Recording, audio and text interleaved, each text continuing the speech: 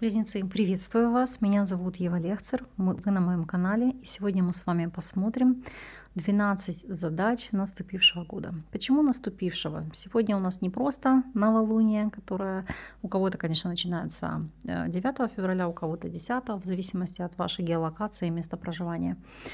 Но и это просто Новый год по китайскому календарю. То есть год дракона в полной мере, в полной силе вступает в свои права. Соответственно, энергии этого года у нас будут длиться до 28 января 2025 года. Мы сегодня будем делать аналитический расклад, не прогностику. Будем смотреть, что нужно будет прорабатывать по каждому из домов вашего натального поля, чтобы этот год для вас прошел максимально успешно. Ну и в конце, конечно же, сделаем небольшую коррекцию и запечатаем желание. Поэтому приступаем. Итак, что вам будет необходимо прорабатывать по первому дому? Какие задачи? И у вас здесь ложится аркан Жрец. Очень интересный аркан, шикарная карта. И для вас этот дом действительно будет значимым и знаковым. Почему? Потому что первый дом — это у нас точка Я. Это наша личность, наш характер, внешний облик, конституция, наш темперамент, наши манеры. И та ситуация, как мы самовыражаемся, как мы воспринимаем себя, как нас воспринимает социум, как мы себя позиционируем вовне. Жрец в первую очередь это попытки расти духовно, личностно. Это изменение мировоззрения, убеждений, у кого-то религии. Это ситуация, когда вы будете общаться исключительно с кругом ваших единомышленников, потому что жрец — это нежелание размениваться на общение с людьми, которые противоречат вашим догмам, вашим целям, вашему убеждению, мировоззрению. То есть здесь это стремление окружить себя теми людьми, которые действительно понимают вас, с которыми вам легко и которые помогают вам самовыражаться. Поскольку у нас это также карта лидера, наставника, коуча, кто-то может стать из вас таковым для энного количества людей, для, может быть, социальных масс. А кто-то будет искать себе наставника, который будет вас менять, лепить как из пластилина. То есть если вы действительно к этому стремились и хотели найти такового человека, то этот год даст вам такую возможность. Поскольку еще это аркан врача, то здесь эта карта указывает на ситуацию благостных перемен, потому что могут идти изменения во внешности, где вы совмещаете приятное с полезным. Ну, к примеру, если у вас есть проблемы с дыханием, и врач рекомендует вам ринопластику, но, знаете, как совместить два в одном: и пластическую эстетику, да, соответственно, и устранить ту проблему, которая у вас есть на текущий момент. То есть в любом случае это улучшение внешнего вида. Для кого-то это может быть лазерная коррекция зрения по показаниям врача, у кого-то это аспекты и вопросы стоматологии, то есть у каждого свое. Но это то, что одномоментно и решает вопросы здоровья и улучшает вашу внешность. Смотрим, что необходимо будет проработать по второму дому. Здесь ложится аркан Луна. Что такое второй дом? Второй дом — это наши ресурсы, наши деньги. Потому что это точка возможностей, это ресурсы, с которыми мы рождаемся и приходим, с момента рождения. То есть, допустим, деньги нашего отца, матери, нашей семьи. И помимо всего прочего, это ресурсы, которые мы получаем в течение жизни благодаря нашей трудовой деятельности. То есть то, что мы зарабатываем, приобретаем. То есть финансовые проекты, это может быть, в принципе, ресурсы, имущество, доход, бюджет вашей семьи в паре с кем-то. Потому что это наличные деньги, которые зарабатываете вы, и которые, допустим, вам приходят самостоятельно, может быть, как выигрыш по судьбе, или какие-то дополнительные выплаты, на которые вы можете рассчитывать. Так вот, Луна — это баланс доходов и расходов, поскольку сама по себе карта, она указывает на нестабильность финансового положения. По принципу то густо, то пусто. Если у вас на текущем этапе, как показывает эта карта, есть проблемы с финансами, а именно много кредитов, каких-либо займов, долгов, желательно в течение года, насколько это возможно, по максимуму их погасить, чтобы не тянуть с собой эту карму. Потому что когда у человека есть ряд долгов, обязательств, это все отягощает способы заработка. Я понимаю, сейчас бизнесмены могут парировать: ой, сколько там у меня суд, займов под свой бизнес, под свое развитие. это имеет место быть, но я говорю о каких-то обычных потребительских кредитах. То есть, не знаю, кредит на авто, кредит на дом. Если это ипотека, естественно, вы, конечно, в краткие сроки вы не выплатите, но здесь в этом случае Луна говорит о том, чтобы вы сокращали какие-то расходы, связанные с удовольствиями или тратами на себя любимых, а старались по максимуму эти ресурсы вложить те долговые обязательства, которые стоят перед вами. Их нужно обязательно закрыть. Иначе это будет отток вашей энергии, ваших сил. И вам очень важно это устранить. Опять же, поскольку это карта дисбаланса, нестабильности, некоторым из вас будет рекомендовано или показано обучение финансовой грамотности для того, чтобы выйти в баланс расходов и доходов, то есть привести их в норму. Посмотрим, о чем говорит третий дом, что здесь нужно будет прорабатывать. И у нас здесь ложится двойка мечей. Что такое двойка мечей? Она на самом деле у вас здесь созвучна с первым домом, и я сейчас объясню почему. Не зря здесь идет такое изображение. Молодой человек сидит за столом, смотрит в окно и увлечен какими-то собственными размышлениями, своими целями, задачами, планированием. Третий дом у нас точка коммуникации. Она у нас отвечает за взаимоотношения с окружающими. То есть будь то родные, соседи, близкие, знакомые знакомых, братья и сестры. То есть иными словами, это круг повседневного общения. И поскольку третий дом соответствует как раз созвездию Близнецов, то это помимо всего прочего меняется круг восприятия, круг интересов. Это деловая жизнь, то есть это стремление к какому-либо краткосрочному образованию, курсы, мастер-классы, вебинары. Это, то есть закрыть какие-то пробелы в образовании, которые, возможно, у вас есть. Опять же, это короткие поездки, это корреспонденция, то есть почта. Иными словами, вы будете не то чтобы закрыты от социальной жизни, но двойка мечей – это не размениваться на пустое общение или общение, которое для вас является безресурсным. Или опять же, если вы когда-то что-то начинали, но бросили, или может быть бывает такое, всех купили курс, он где-то у вас лежит в закромах, пришло время прийти к этим знаниям, пройти это, завершить этот цикл. Потому что двойка мечей – это завершение процессов, переосмысление, осознание того, что у вас происходит. Да, возможно, у вас не будет хватать времени на общение и коммуникацию с друзьями, с кругом вашего повседневного общения, но эта ситуация вам будет во благо, потому что двойка мечей – это сконцентрироваться на тех задачах, которые у вас не закрыты. Посмотрим, что необходимо будет проработать вам по четвертому дому. Что здесь? Итак, у вас здесь ложится десятка чаш. Вот прям, знаете, аркан вторит дому, которому мы будем просматривать. Что такое четвертый дом? Четвертый дом – это фундамент, это место нашего происхождения. Дом, который отвечает за вопросы недвижимости, за нашу родину, за взаимоотношения с отцом, с матерью, в принципе, с родственниками. Опять же, это вопросы купли-продажи недвижимости и налаживания контактов или укрепления текущих ваших личных отношений. То есть, если, потому что это карта брака, если вы уже замужем или женаты, то есть укрепление союза. Почему? Потому что здесь десятка чаш – это довольство. Иными словами, для кого-то может идти возврат на родину, потому что здесь вы ощущаете неимоверную поддержку и подпитку. Для вас это архиважно просто.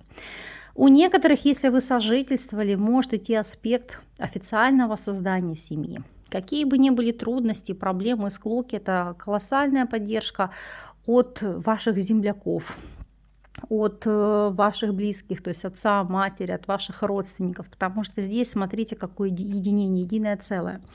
Опять же, благоприятное решение вопросов, связанных с недвижимостью, в особенности, если у вас есть с этим проблемы. Тут могут быть и вопросы переписи, то есть подарственное что-то получить.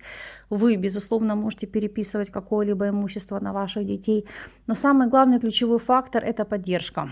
Опять же, это примирение с родственниками, если с ними были какие-то конфликты, или накал страстей. Но здесь, это, знаете, еще ощущение поддержки рода, защита, если хотите, в особенности на родине.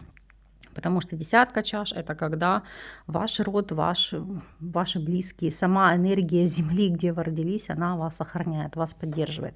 Поэтому здесь прекрасные у вас и энергии, и арканы. Анализируем, что нужно проработать по 5-му дому. Какова здесь ситуация? И у вас ложится двойка жезлов. Что такое 5-й дом?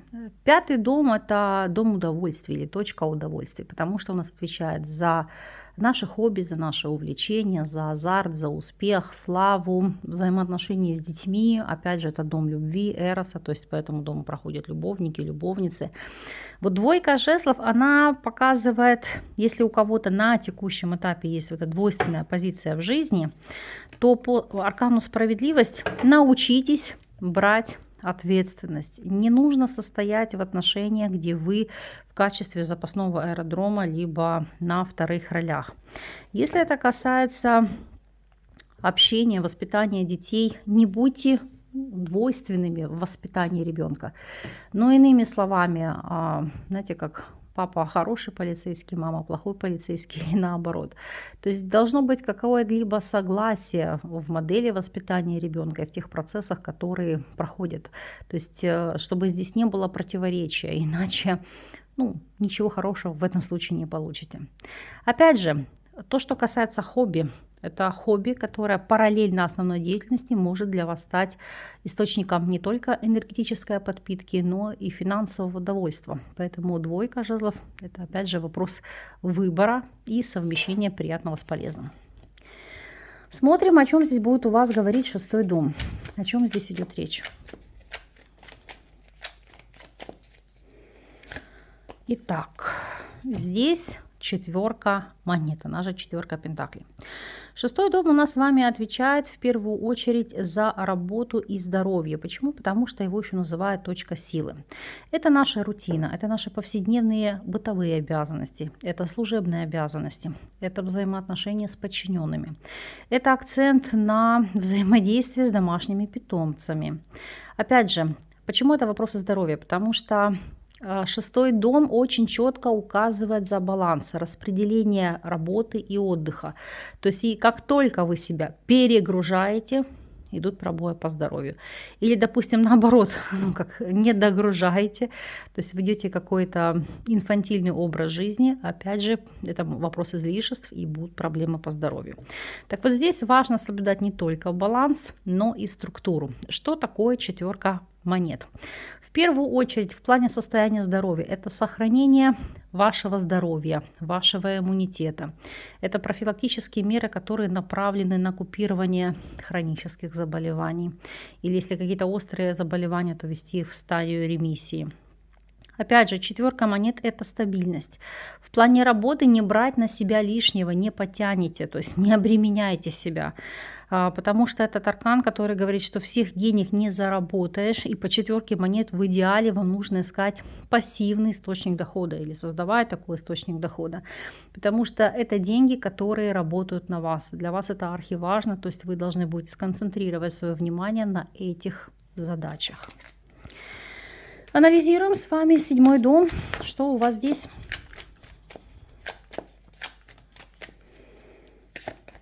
По 7-му дому. Все прекрасно. 4 жезлов. Карта семьи, карта партнерства, единения, поддержки.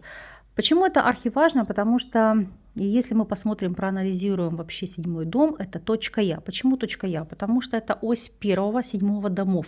То есть ситуация, которая нас зеркалит. Поэтому для многих из вас это может быть год создания партнерства или обретения партнера-партнерши для создания семьи. Ваша задача грамотно выстроить эти отношения с целью их и укрепления, и сохранения, то есть довести их до логического конца, обрести счастье и стабильность в этом союзе.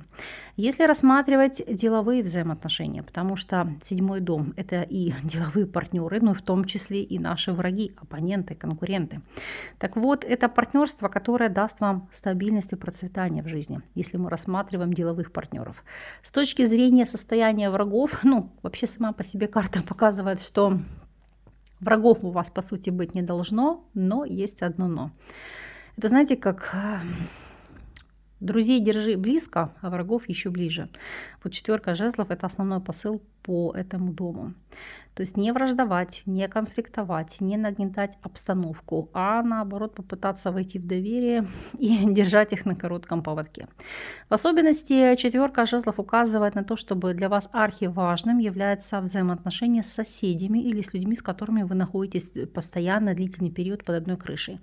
Ну, например, соседи там, где вы живете, это раз, рабочее место, где вы работаете с большим коллективом под одной крышей, это два. То есть здесь нужно создать позицию взаимодействия по принципу «мы одна семья», «мы одно сообщество», один коллектив. Вот тогда у вас все будет проходить гладко. Смотрим, о чем говорит 8-й дом, что вам нужно проработать по 8-му дому, какие задачи. И у нас здесь ложится аркан «Справедливость». Важная карта, тем более 8-й дом – это у нас дом жизни и смерти. Его еще называют в первую очередь это точка границ. Почему? Потому что здесь как переход из одного состояния в другое. И 8-й дом у нас, помимо всего прочего, это чужие деньги. То есть вашего партнера по браку или вашего бизнес-партнера, или деньги, которые вы получаете от государства, допустим, как грант, суды, дотации, субсидии, кредитование. По справедливости, о чем здесь идет речь? Во-первых, может идти ситуация разбирательства и судов за то, что вам полагается, то есть отсудить какие-то деньги, субсидии или дотации, которые вам положены. Если же мы будем рассматривать о ситуации, когда вы запрашиваете на пользование чужими деньгами, то есть ипотечное кредитование, вы там, или у вас идет реструктуризация вашего долга, то тогда, да, здесь все как бы пройдет у вас легко. Но сам по себе аркан справедливость – это грамотное распоряжение чужими деньгами. Честное распоряжение, то есть тут не должно быть никаких подковерных игр. И опять же нести ответственность. То есть иными словами, если в особенности у вас тут звучит тема долга, вы берете в долг, то это отдавать своевременно, в полном объеме, не пытаться схитрить, сюлить, потому что сами же себя и накажете.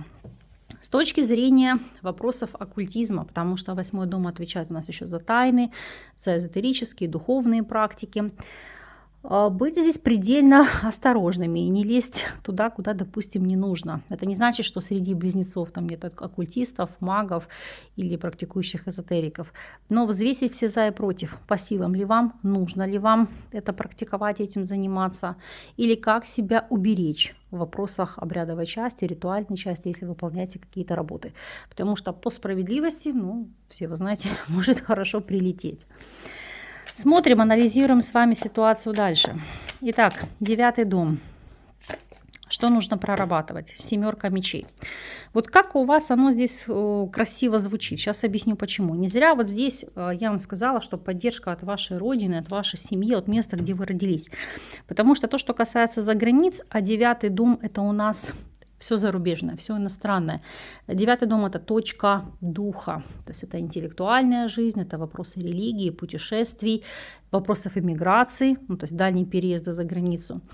И все, что у нас касается наших философских убеждений, вопросов высшего образования, судебных дел и так далее. Так вот, сами поездки за рубеж могут не то что быть опроветчивыми, а в чем-то неудачными, потому что 7 мечей – это карта воровства. Могут обворовать, могут в чем-то обмануть, втянуть в какие-то схемы. То есть, знаете, как нажить себе проблем. Если это касается высшего образования, это, знаете, вопрос самообмана, когда вас могут к этому подводить: давай, иди учись, не знаю, там родители, обстоятельства, работа. А вы понимаете, что, вам это не надо. То есть вы идете на это обучение и понимаете, что это не мое. То есть тут главное вовремя самим себе признаться, что не нужно тянуть то, что вам не по силам, что вам не приносит удовольствия, никакой радости, и вы не видите в этом перспектив. Опять же, что такое 7 мечей? Это может быть ситуация навязанных ложных убеждений, когда вас кто-то пытается, может быть, под давлением, а может быть и моральным насилием, ввести в какую-то иную религию, культуру, веру, может быть даже секту. То есть не поддаваться этому, потому что 7 мечей – это выявить тот факт, что не так все красиво, как вам рисуют или как вам рассказывают. То есть не занимайтесь вопросами одурманивания. Поэтому все, что касается этих вопросов, нужно очень-очень так аккуратно к этому подходить. Опять же, ни в коем случае, именно это касается вас, не покупать каких-то липовых документов, связанных с выездом за рубеж. Потому что, так сказать, поймают за пятую точку, по семерке мечей это как сразу выявлять обман. Но это может принести вам ряд неприятных ситуаций. Хорошо, смотрим и анализируем, что необходимо проработать по 10-му дому. 10-й дом, тройка чаш. Вот здесь опять же прекрасная карта. И смотрите, как она у вас звучит. 10-й, 4-й дом. У нас ось. Поддержка родины, близких, окружения, которое дает вам счастье, гармонию, радость. 10-й дом – это у нас дом социального статуса, признания. Это в первую очередь перемены, потому что 10-й дом – это точка цели. Это дом социального успеха. Он является одним из самых важных полей натальной карты, потому что он указывает на наши амбиции, на то, к чему мы стремимся, чего мы хотим достичь в социуме, то есть какого максимума. И, безусловно, основными характеристиками по этому дому у нас является карьера, род занятий, профессиональные достижения, успех, смена социального статуса, то есть обретение для вас новой репутации, то есть статуса, авторитета, получения наград. Так вот, тройка чаш – это признание. Это в первую очередь признание идет в плане коллектива, общение с массами, социальный круг. Это может быть у кого-то радость от вопросов укрепления союза или обретения партнерства, потому что сама по себе тройка чаш, как мы знаем, у нас карта помолвки. То есть это может быть предложение руки и сердца или вступление в союз. Опять же, у вас может быть новый социальный статус. Как вариант, вас попросили, дали такую честь, быть там крестной матерью или отцом. Или сообщают благую весть о том, что вы, допустим, станете бабушкой или дедом. Тройка чаш – это эмоции, это радость от нового социального статуса, который вы получаете. Вы этим гордитесь, вы этим наслаждаетесь. Поэтому здесь по тройке чаш это еще, знаете, такая ситуация, когда какие-то перемены вас вводят в ступор, но вы пока еще, может, не понимаете или не осознаете, что для вас это будет великое благо. И смотрим с вами 11-й дом. Что необходимо здесь прорабатывать? Сила. Ой, это вообще прекрасно. У вас, если пока смотрим вот натальное поле, оно потрясающее. Почему? Потому что и карты сильные, и энергии сильные. Соответственно, многие вещи будут даваться легко. 11-й дом у нас это точка социальности. То есть это наши друзья, наши единомышленники, это спонсоры, меценаты, покровители. Это ситуация, когда вы являетесь чьим-то фаворитом. Так вот здесь максимальная поддержка от таковых лиц. Вашим начинаниям, вашим идеям, бизнес-проектам. Ну, то есть, это, знаете, ситуация помощи фактически из ниоткуда, на ровном месте. То есть люди, которые бескорыстно будут хотеть вам помочь или в чем-то вас поддержать. Опять же, если вы начинаете какой-то проект, это даже дух единомышленников, ну, допустим, там в социальной сети, в каких-то площадках, где вас поддержат, вы делитесь каким-то опытом, навыками и получаете колоссальное одобрение вашим действиям, вашим поступкам.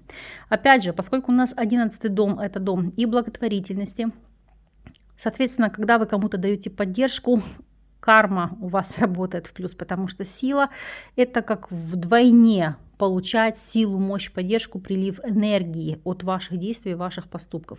Ну и, конечно же, это аркан, который говорит о том, что хватит сил, ресурсов для достижения целей, мечты, намеченных планов. Да, придется, конечно, потрудиться, потому что сила – это приложить усилия.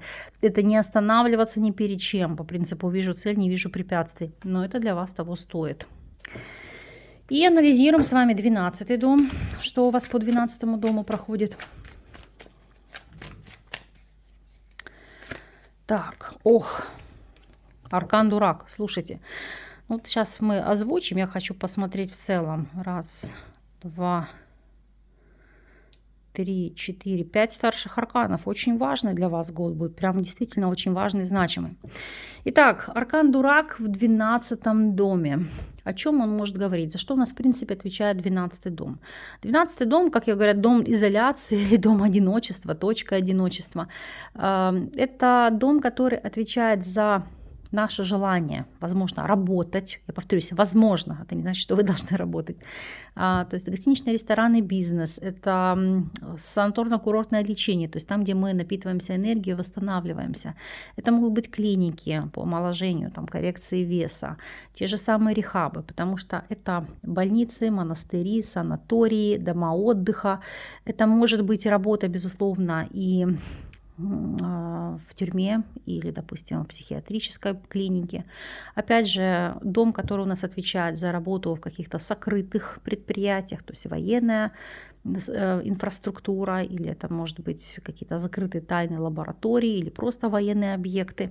То есть о чем здесь вам сулит дурак? Как новое начало, новая возможность. Единственное, в положительном ключе этот аркан еще указывает на ситуацию, что вы можете, так сказать, абстрагироваться от социума, от мира, работать на дому, начинать новые проекты, или, может быть, уехать, не знаю, за город, жить в доме, мало с кем коммуницировать. Кто-то вообще может уехать на острова, поскольку у нас 12-й дом, это дом тоже дальних земель, то по дураку это начинать проекты, связанные с этим. Опять же, поскольку это дом кармы, дом тайных знаний, это искать себе наставника и погружаться в эти знания, что-то изучать, то, что дает вам, как я говорю, видите, у вас связано духовный рост, личностный рост, понимание причинных следственных связей, ну и как следствие выстраивание своей жизни в нужном для вас русле. Давайте с вами посмотрим и проанализируем, какие у вас есть дома. У вас, видите, как наиболее слабые или уязвимые, если мы посмотрим. Все-таки здесь будет ось 2, 8 домов, потому что здесь падает луна и справедливость. Это могут быть проблемы с финансами. Поэтому я считаю, что коррекцию и желание здесь нужно будет делать с тузом пентаклей. Что мы сейчас выполняем? Пока я буду топить сургуч для запечатывания желания, вы должны подумать, чего вы хотите достичь в рамках этого года, каких целей, каких задач. Какое желание, возможно, для вас является архиважным, желанием номером 1.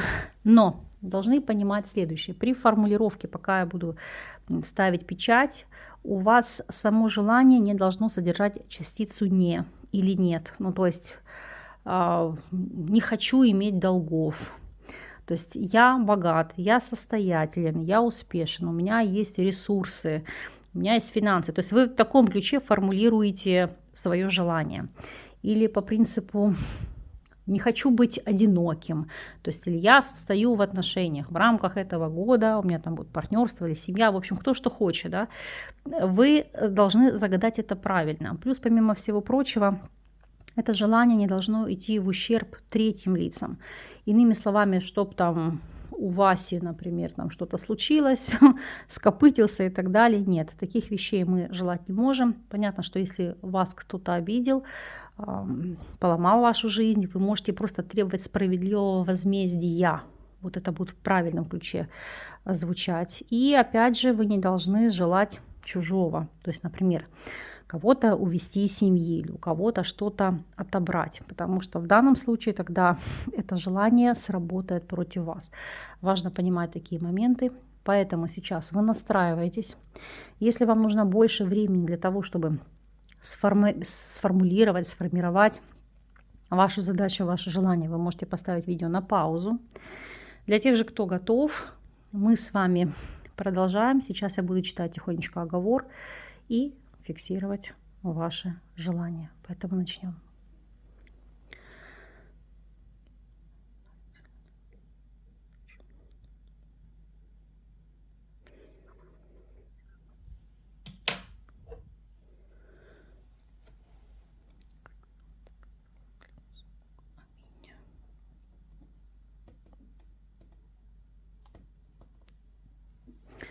Ой, у вас вышел шикарный оттиск.